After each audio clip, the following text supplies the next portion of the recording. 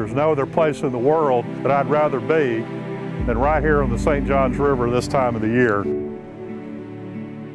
On the St. Johns River, there's heaps and miles of stretches that if you're by yourself and you're paddling, you just think back, you know, that when the Timucuan were running through here, it looked exactly like this, except maybe the trees were bigger, you know? You didn't hear airplanes or something. Well, once you see the scenery around here and see the animals and breathe the fresh air, it's unbelievable. The river furthered a sense of place that has animated me as long as I can remember.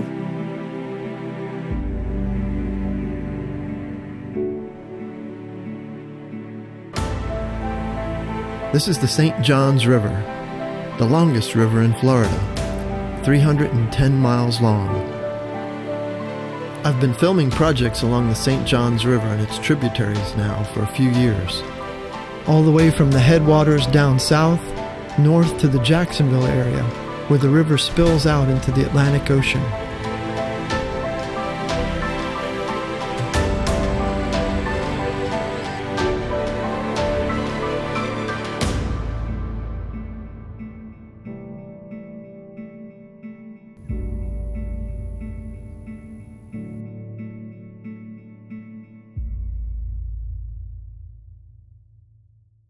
I'm here at Silver Springs, which is one of Florida's largest natural springs.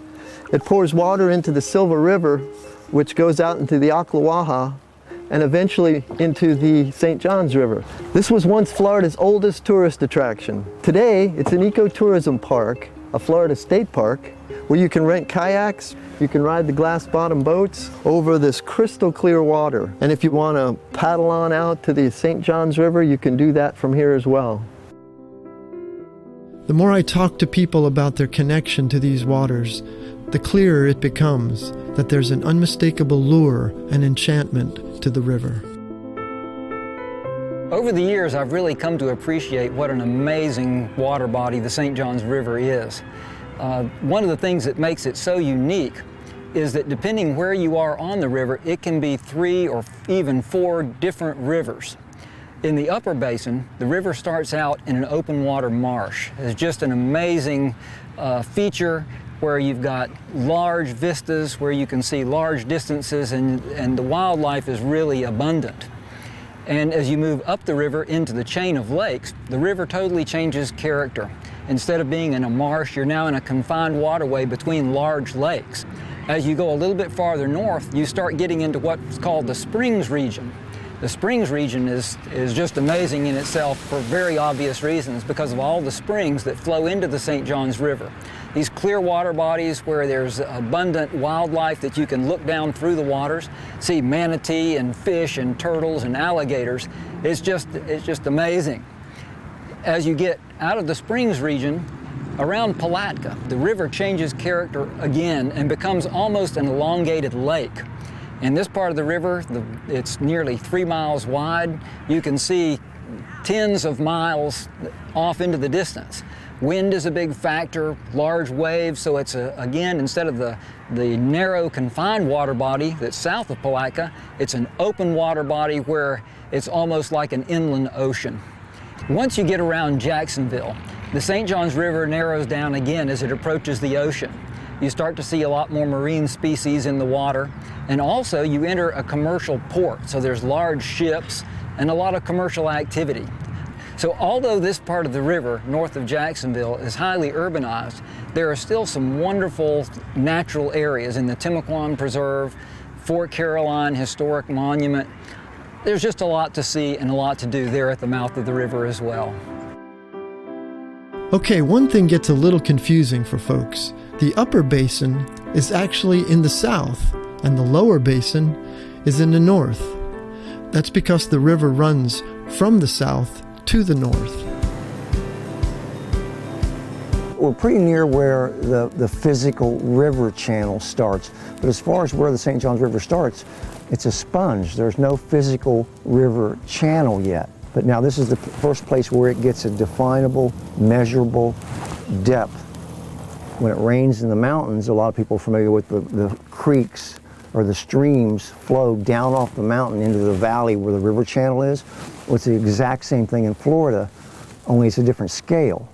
In other words, if it rains on the 70-foot mountain in Orlando, the water flows off that 70-foot mountain down into this basin, this old lagoon, and that's where the St. Johns River is getting its fresh water. So the further north you get, you've got more and more watershed flowing into this same basin, and then when you get up to Blue Springs and Silver Glen Springs and all the other springs, you start getting those feeding into the St. Johns River, so you've got more volume, and that's why the river gets so big in Jacksonville.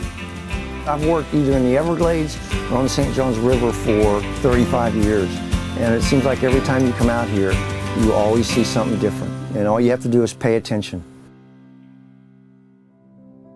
There are a couple of other things that a lot of people may not realize about the St. Johns River.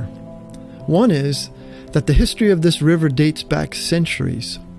Archaeologists have discovered the remains of woolly mammoth and saber-toothed tigers in the St. Johns area. Not only were the Native Americans living here along the river dating back millennia, but Europeans explored here 40 years before Jamestown was settled and 55 years before the Pilgrims landed in Massachusetts. And the folks in Palatka have identified over 30 places along the St. Johns where William Bartram explored and wrote about in the 1700s, 40 years before the Lewis and Clark expedition. Another thing people may not realize about the river is how to get out and enjoy it. That's mostly what this video is about, rediscovering the St. Johns River today. There's a lot to do and see along the river for boaters, paddlers, fishermen, ecotourists, tourists, sightseers, hikers, and cyclists, and nature lovers of all types. I'm here trying to spot some wildlife on the Econolathatchee River. This is a trail in the Little Big Econ State Forest. We're going to meet up with some paddlers just up the way. They're going to paddle out on this river into the St. Johns. This is another one of the St. Johns tributaries. This is a great trail in the Central Florida area. It's got some nice terrain. You can walk right along the water. It's very peaceful. Like I said, we guide rivers all over the world. We do a lot of rivers out west in Colorado, Utah, Montana, and you can't even go on those rivers without a permit that you got a year in advance or 11 months in advance. You have to know the name of the people you're going to take on the river. Right now, we can take a month and go down the river and we can get all our fresh drinking water out of springs that we don't have to filter. You're free to use this public river, and it hasn't changed that much. You know, Florida has taken the steps to protect it, and they find value in that natural beauty and that natural resource. One of the unique things about this particular area, and it's one of the reasons I like to bring people out here when I do tours, is because everything you see in a 360-degree view will never change. It's all in conservation or preservation, and we are physically inside the city of Jacksonville, so that makes it very unique for any city to have this type of natural resource inside of the city limits, just like it is today. One thing that I noticed is that the Indian River Lagoon, the estuary, it's very accessible. People go over it on their way to the beach. You see sailboats out there. There are restaurants on it. Everybody knows about the lagoon. The St. Johns River, the only time people really remark about it is if they're on their way to Orlando and they happen to go over the beach line or 520 and they see it for a few seconds and they say, oh, isn't that pretty? But they really don't know what's back here. You have these large communities like Melbourne and Palm Bay and Vero Beach, and just 10, 12 miles west of them, they have this beautiful wilderness, and there are a lot of places to access it, believe it or not. My name is Jeannie Middleton. This is Middleton's Fish Camp on Blue Cypress Lake. I've been here 21 years. Well, ecotourism is so popular now. About 5 years ago, we started buying pontoon boats, and now we do tours for birders because of our osprey population. And we have people coming from all over the world. We had people from Great Britain, we had people from China, I have people coming from Vietnam, Canada, Australia. So it's really opened up a new perimeter for what we can do here. The St. Johns River is an amazing place to view wildlife. From birding to manatee and gator viewing, like Jean said, people come from all over the world to see the wildlife. Blue Springs State Park is the best spot for viewing manatees. These friendly creatures come here in the winter months for the 72-degree water. Gators, on the other hand, can be found all along the river and its tributaries. But these creatures are dangerous, so give them their space. Kayaks, canoes, airboats, sailboats, pontoon boats, fishing boats, houseboats, riverboats, cruise boats, you name it, they're out here. Since the river changes so much from region to region, certain types of boating are popular in different regions. Generally, airboating is popular in the marshy southern regions. Pontoon boat tours and kayaking are popular in the central region, and sailing is more popular in the north section. I'm Rick Manoia. We are sailing on the beautiful St. John's River up in Orange Park, Florida. Well, this is really the mecca for sailing because you've got the river. It's not only is real deep, but she's real wide. We formed a relationship with the St. John's River Alliance.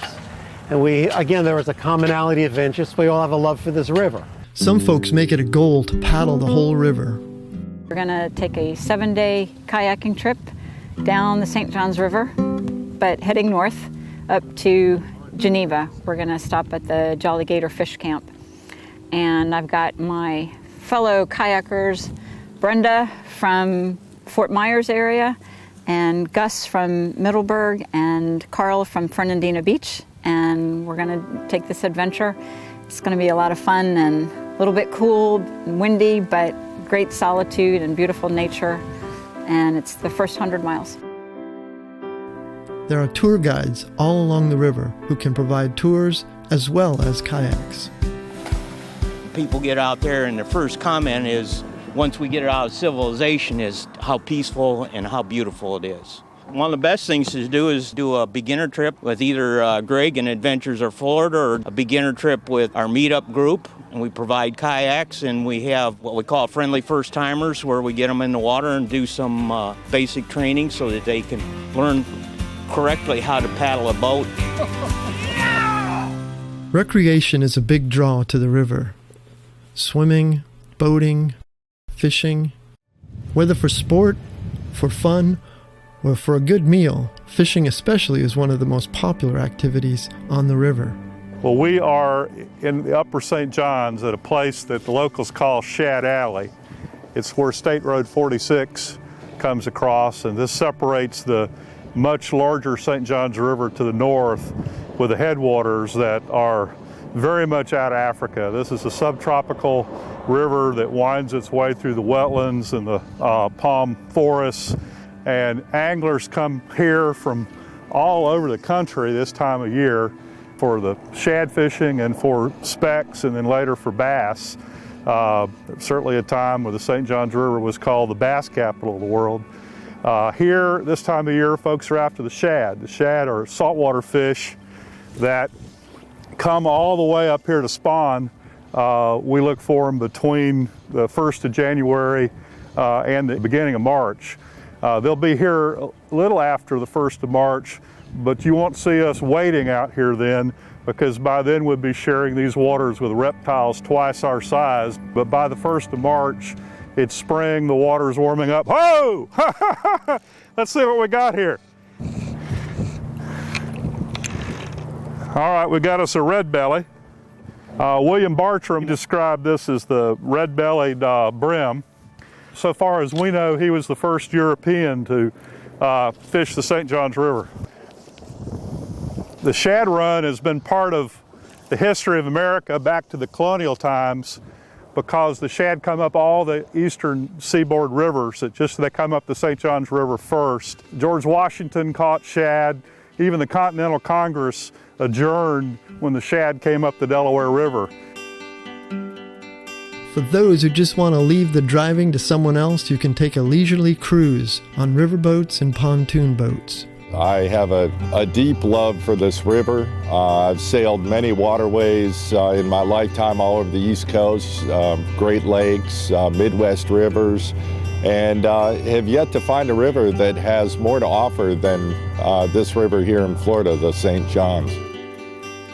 I believe that people have a greater appreciation once they've gone on a boat trip like ours. I think the river is a surprise to many people. Even the people that are from Florida don't realize that this river is the longest in the state. It's very relaxing. Of course, during our cruises, we do a lot of narration, talking about the history and the wildlife of the St. John's. And what better setting than on an authentic paddle wheel boat?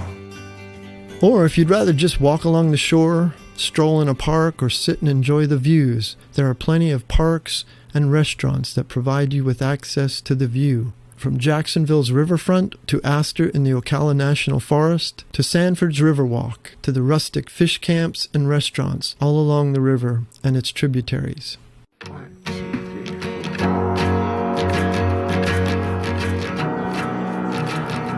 People come out and hang out for the day. They might go canoeing, kayaking, or paddleboarding, or just hang out along the river and swim.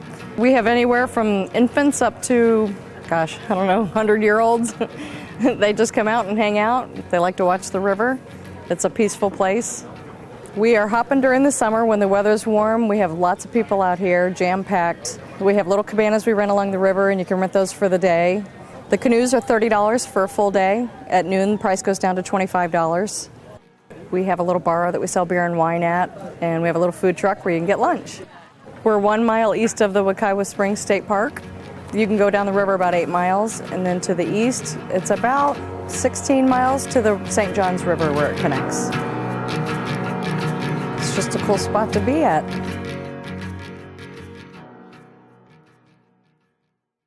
We owe a debt of gratitude to the many advocacy groups, agencies, scientists, and individuals who have been dedicated to preserving, promoting, protecting, and restoring the river. One of the reasons why this is so special here is that over the last 25 years, there have been literally hundreds of millions of dollars spent on the restoration of this river. All of Florida's natural environment has been affected by the huge population boom over the last 30, 40 years. St. John's River is no exception. It's a combination of things: the urban runoff in the cities, the ditching and draining and loss of wetlands that we've seen all up and down the river, and all the nutrients, from our lawns and from agricultural practices that make their way into the river. So the water quality has changed dramatically over these years, and we see that with changes in wildlife all up and down the river. So it has had an impact. But what we've also learned about waters in Florida is they're very resilient. So you reduce the impacts, you reduce the nutrients, you restore the wetlands, and Mother Nature has a great way of taking care of herself. The St. John's River and its tributaries have so many great places to paddle. The water here is beautiful. It's February, it's 55 degrees out, there's exotic birds on the shoreline, and there's fish jumping out of the water. You can't beat it. Growing up on the north shore of Long Island, water was always close by, and very often it was the destination. I've been living here in Florida since 1969. It's very much home to me now, but to this day I still need to be near the water. It orients me to north and south, and ironically, water grounds me. One of the more important things that we always have to remember when we're looking at these areas is that access is really important, and that's what the Blueway project is all about, because the more people come out, see it, can get out in the resource, can enjoy it, the more willing they will be to protect it. Water is one of the critical elements of life. We are easily drawn to it. And so you experience all of life's forces in a river.